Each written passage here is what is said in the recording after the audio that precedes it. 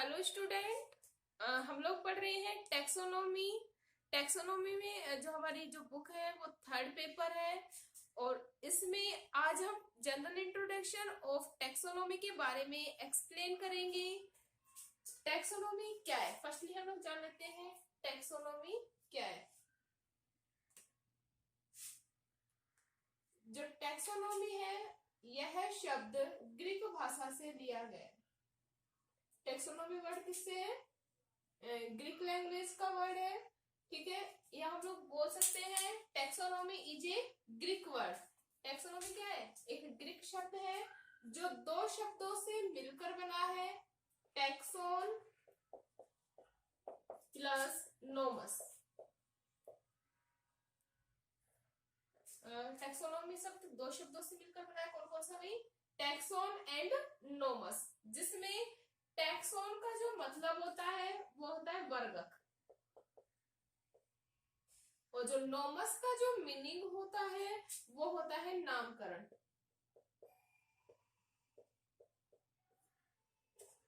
अगर हम इसको संयुक्त रूप से बोले तो क्या होगा? The meaning of taxonomy is वर्गक का नामकरण या वर्गक नामकरण।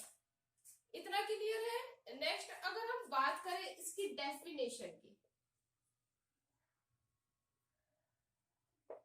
या परिभाषा की, अगर हम बात करें कि क्या होगी डेफिनेशन ऑफ टेक्सोनोमी, तो डेफिनेशन जो होगी वो इस प्रकार से होगी। अलग अलग वैज्ञानिकों ने जो टेक्सोनोमी की जो डेफिनेशन है वो अलग अलग प्रकार से दी, लेकिन इसकी अगर हम सटीक डेफिनेशन की बात करें तो हम वो लोग बोल सकते हैं वनस्पति विज्ञान की, क्योंकि हम लोग किसके रेफरेंस में पढ़ रहे हैं? अभी बोटनी के रेफरेंस में पढ़ रहे हैं, तो हम लोग किसकी बात करेंगे? वनस्पति विज्ञान। वनस्पति विज्ञान की वह शाखा, नाम ही क्या है भाई? टेक्सोनोमी। तो क्या किया जाएगा? पादपों की पहचान, पादपों की पहचान, पादपों की पहचान कर उसके लक्षणों के आधार पर उनका नामकरण करना, किसमें पढ़ेंगे हम? टेक्सोनोमी में।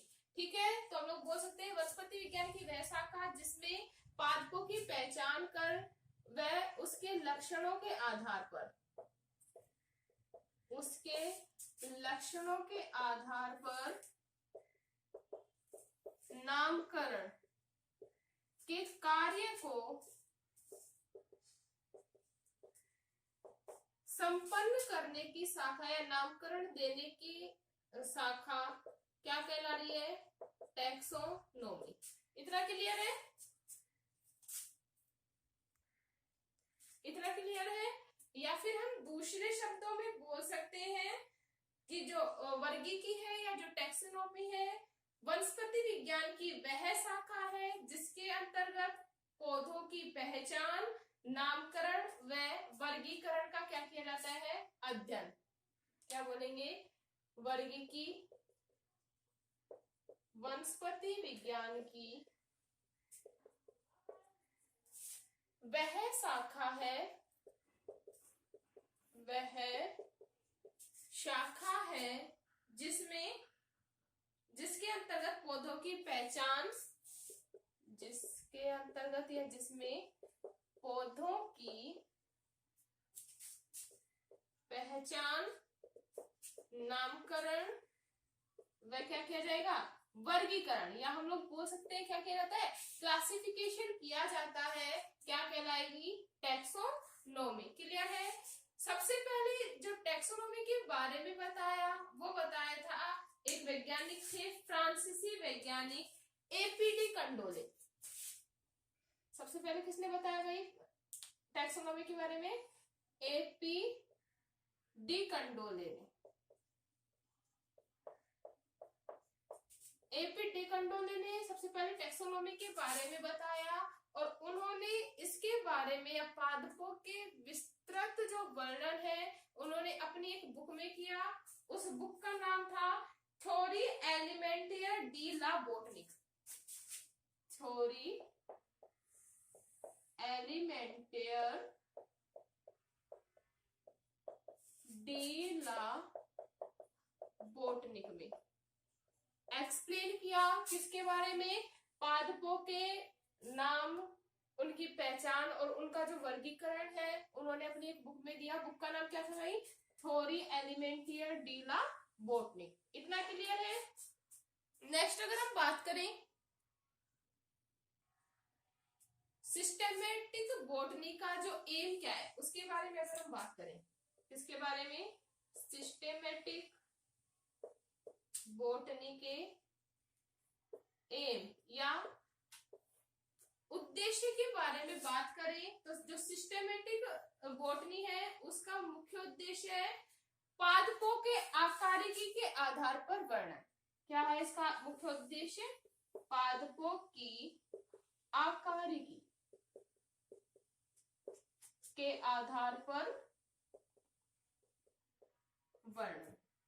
ये क्या है, सिस्टेमेटिक बॉटनी का मुख्य उद्देश्य। आकारिकी का मतलब क्या है, वी ऑल नो दैट आकारिकी का मतलब है एक्सटर्नल कैरेक्टर के आधार पर उन्हें क्या करना, क्लासिफाइड करना या डिफाइन करना ही किसका मुख्य उद्देश्य है, सिस्टेमेटिक बॉटनी का मुख्य उद्देश्य है। इतना क्लियर है।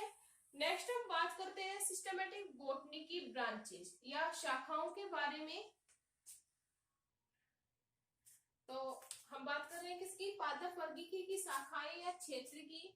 तो पादप वर्गीकी की शाखाओं या क्षेत्र को मुख्य रूप से डिवाइड किया गया है 4 पार्ट्स में।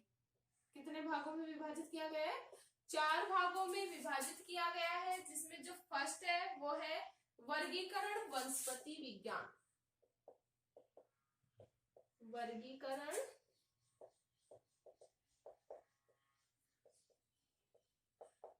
वनस्पति विज्ञान। दूसरे क्षेत्र की अगर हम बात करें तो जो दूसरा क्षेत्र है वो है वर्गीकीय प्रणाली।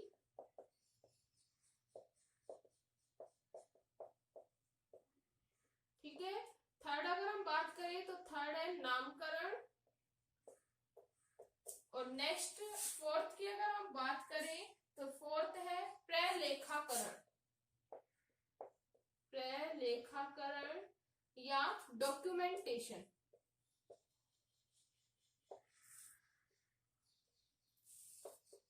क्लियर है।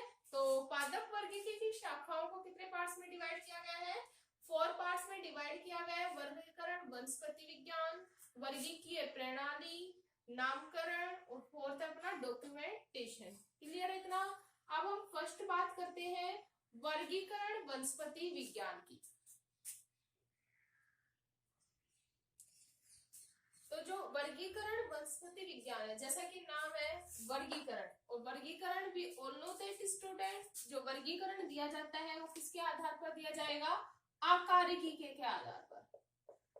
किसके आधार पर दिया जाता है भाई, आकारिकी के आधार पर दिया जाता है। तो हम लोग बोल सकते हैं जो वर्गीकरण वनस्पति विज्ञान का जो मुख्य उद्देश्य है वो यह है कि पादप की आकारिकी के आधार पर, पादप की आकारिकी किसकी पढ़ेंगे हम, पादप की। ठीक है। तो पादप की आकारिकी के आधार पर उसका क्या करना, क्लासिफिकेशन करना ही क्या किसका उद्देश्य है, वर्गीकरण वनस्पति विज्ञान का मुख्य उद्देश्य है। इतना क्लियर है।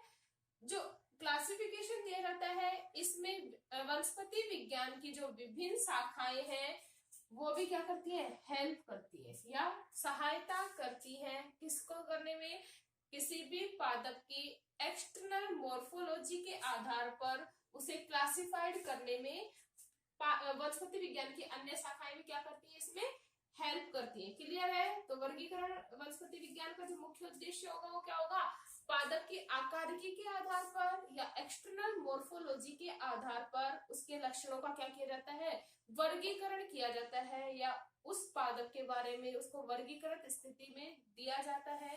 यही उद्देश्य किसका है, वर्गीकरण वनस्पति विज्ञान का। इतना क्लियर है। अब हम बात करते हैं सेकंड, वर्गीकीय प्रणाली। जैसा कि नाम है वर्गीकीय प्रणाली। अब इसे क्या किया जाएगा भाई, आकारिकी के आधार पर क्या कर दिया गया, लक्षणों को पहचान कर उसे क्लासिफाइड करने के लिए क्लासिफाइड किया गया। अब इसे इन लक्षणों को आधार पर इसे सिस्टमेटिक ढंग से, नाम ही क्या है प्रणाली, प्रणाली का मीनिंग क्या होता है भाई सिस्टम से। तो वर्गीकीय प्रणाली का जो मुख्य उद्देश्य होगा वो क्या होगा, जो ये वर्गीकरण दिया गया है उसी सिस्टम से या उसकी आउटलाइन तैयार करना, प्रणाली के वर्गीकरण पद्धति के आधार पर उसकी रूपरेखा तैयार की जाती है। यह मुख्य उद्देश्य किसका है, वर्गीकीय प्रणाली का। जैसे हम बात करें पादप समूह की वर्गीकीय संकल्पना, पादप समूह की वर्गीकीय संकल्पना, जिसमें क्या होगा, वर्गीकीय संकल्पना में हम लोग जानते हैं कि कोई भी जो पादप है उसका जो वर्गीकरण दिया जाता है या उसका जो बोटनिकल नेम दिया जाता है, उसका फर्स्ट लेटर क्या होता है वंश और सेकंड क्या होता है जाति। तो उसे सिस्टमेटिक रूप से उसको बोटनिकल नेम दिया जाता है और किसके अंतर्गत दिया जाता है, वर्गीकीय प्रणाली के अंतर्गत दिया जाता है।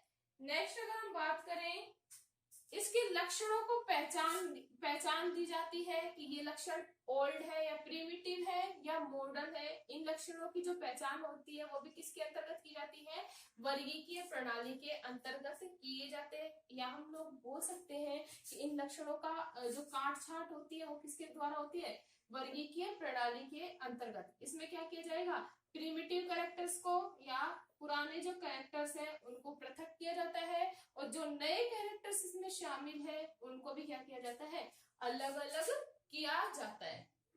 इतना क्लियर है। तो ये मुख्य उद्देश्य है किसके, वर्गीकीय प्रणाली के। इसी के साथ ही साथ वर्गीकीय प्रणाली में कुल और जाति की जो संकल्पना दी जाती है, कुल व जाति की जो संकल्पना दी जाती है, मतलब जो पादप है जिसका वर्गीकरण दिया गया है वो कौन से कुल से है और कौन सी इसकी जाति है, वो भी किसके अंतर्गत समझाया जाता है, वर्गीकीय प्रणाली के अंतर्गत। थर्ड अगर हम बात करें नामकरण, तो नामकरण में क्या होगा, जैसा कि नाम है नामकरण, इस क्रिया में या इस शाखा या इस क्षेत्र में क्या किया जाता है, किसी भी पादप को उसका क्या दिया जाता है, बोटनिकल नेम दिया जाता है। अभी हम रेफरेंस में किसकी बात कर रहे हैं, बोटनी या पादपों के रेफरेंस में कर रहे हैं, ठीक है। तो नामकरण में क्या दिया जाएगा, इसका बोटनिकल नेम दिया जाएगा। या हम लोग बोल सकते हैं पौधे के वैज्ञानिक नाम के निर्धारण की प्रक्रिया, पौधे के वैज्ञानिक नाम के निर्धारण की प्रक्रिया क्या कहला रही है, वैज्ञानिक नाम के निर्धारण की प्रक्रिया क्या कहला रही है, उसके नामकरण। क्लियर है। We all know that student कि पौधे का जो वैज्ञानिक नाम है उसका जो निर्धारण किया जाता है वो किसके द्वारा किया जाता है, आईसीबीएन। आईसीबीएन एक मुख्य ब्रांच है जो पादपों के वैज्ञानिक नाम को क्या करती है, फिक्स करती है। आईसीबीएन की फुल फॉर्म क्या होती है, international code of botanical nomenclature. तो यह मुख्य शाखा है जिसके द्वारा, या मुख्य ब्रांच है जिसके द्वारा क्या दिया जाता है, बॉटनिकल नेम दिया जाता है। क्लियर है। तो ये किसमें आएगा, ये कौन से क्षेत्र में आएगा, नोमेनक्लेचर वाले क्षेत्र में इंक्लूड किया गया है या नामकरण वाले क्षेत्र में शामिल किया गया है। नेक्स्ट अगर हम बात करें डॉक्यूमेंटेशन या प्रलेखाकरण, जैसा कि नाम है प्रलेखाकरण मतलब इसका लेखा जोखा रखना। क्या रखा जाएगा, लेखा जोखा। We all know that students, जो लेखा जोखा होता है वो किसके थ्रू आउट रखा जाएगा, हर्बेरियम।